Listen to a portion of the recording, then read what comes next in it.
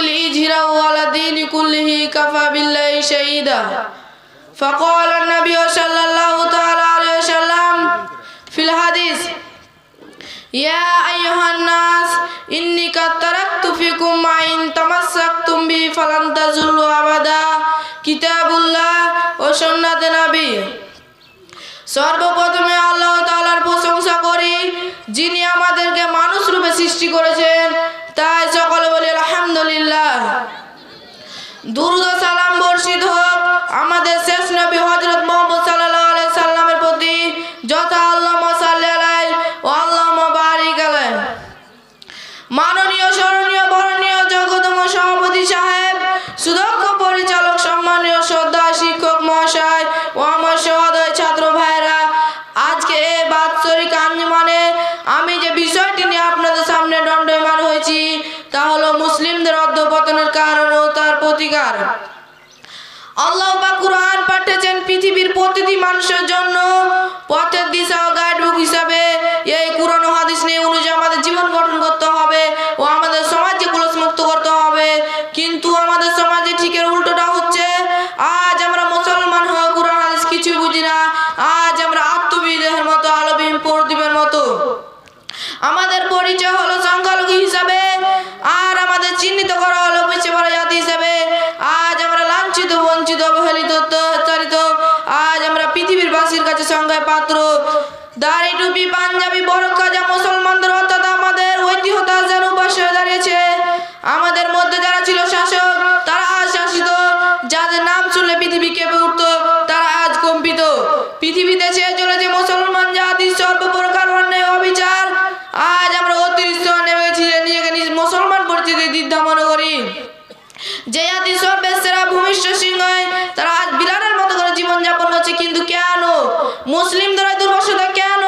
যাদের মর্যাদা সবার শীর্ষে সবার মর্যাদা নিম্ন কেন আসুন আমরা এর কারণ খুঁজে বের করি নাম্বার 1 বর্তমান যুগে মুসলমানরা কুরআনের উপর আমল ও গবেষণা ছেড়ে দিয়েছে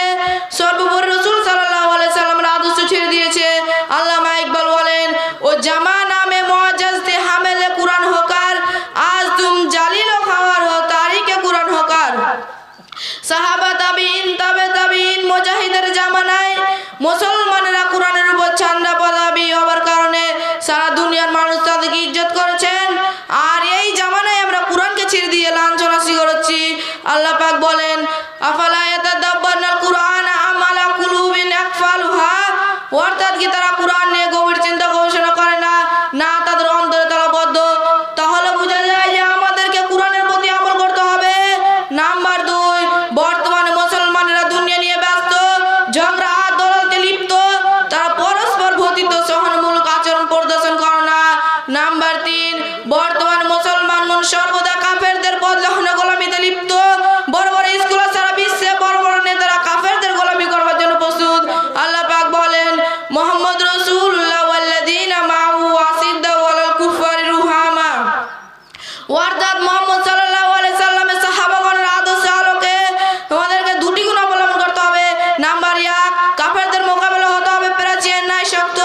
নাম্বার 2 মুসলমানগণ পরস্পর হতে হবে সদা অদয়াবান এই দুটি গুণ অর্জন করতে পারলে এই জামানায় মুসলমানগণ বিশ্বে বিজয় শক্তিতে পরিণত হবে অত্যন্ত দুঃখ পরিতাপের বিষয় যে আজ আমরা এই দুটি গুণ হারিয়ে ফেলেছি যার ফলে আজ আমরা পরাজিত প্রতিকার আমাদের ঈমানের শক্তি বৃদ্ধি করতে হবে এবং সারা বিশ্বে কুরআনের দাওয়াত পৌঁছে দিতে হবে আজ আমরা সংখ্যায় বেশি ও সত্য আদর্শিক চেতনা ও স্বাধীন মানুষ স্বাধীন জাতির মর্যাদা হতে বঞ্চিত রাসূল সাল্লাল্লাহু আলাইহি সাল্লাম বলেন এমন এক জামানা আসবে তুফানের মতো বুদবুদের ন্যায় ভেসে যাবে সাহাবাগণ প্রশ্ন করলেন ইয়া রাসূলুল্লাহ সে সময় কি মুসলমানদের সংখ্যা কম হবে তিনি বললেন না তোমাদের সংখ্যা অধিক হবে কিন্তু তোমাদের অন্তরে ওহান ঢেলে দেওয়া হবে সাহাবাগণ জিজ্ঞাসা করলেন ওহান কি উত্তরে বললেন দুনিয়ার